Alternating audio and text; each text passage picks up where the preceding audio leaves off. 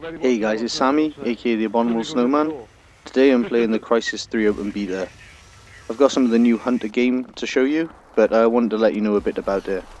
So anyway, it's available on Xbox, PC and PS3 at the moment, and it's playable until I believe February the 13th.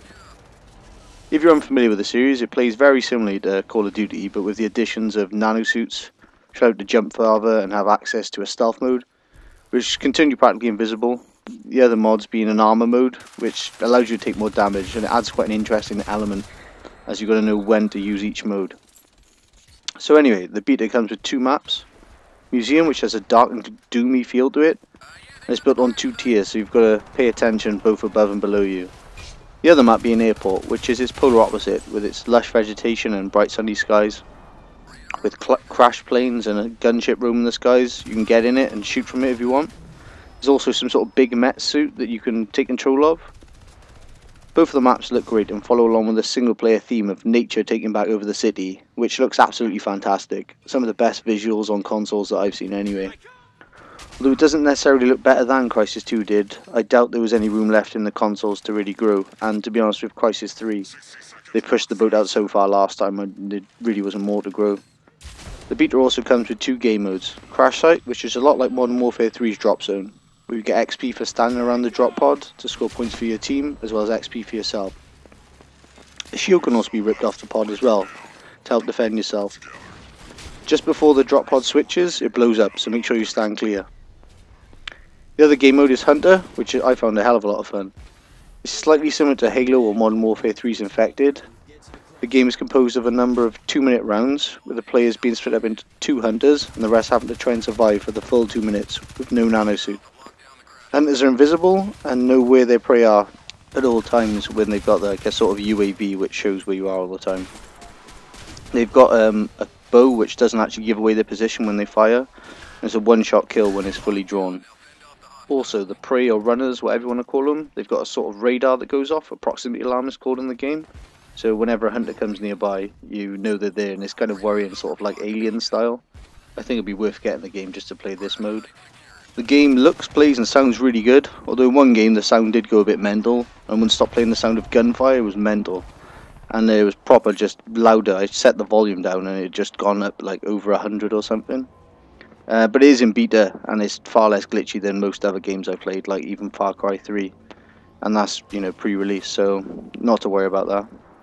I have also noticed a couple of changes from Crysis 2, which are for the most part quite good in my opinion.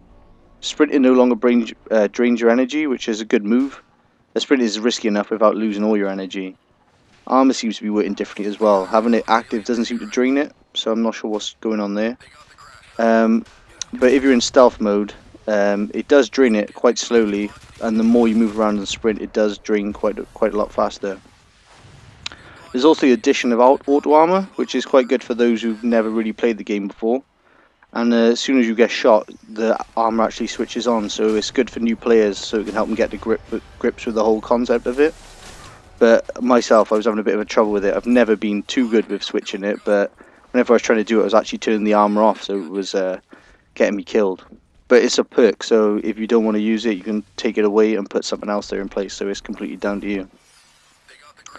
I'm also glad to see that they've put the tactical layout, because a lot of games don't really put it in there. I'm looking at you, Far Cry. It's really annoying because I don't really want to, if I switch from Call of Duty, which I usually play, then it's going to sort of hinder me when I go back because I'm pressing all the wrong buttons and it just annoys me.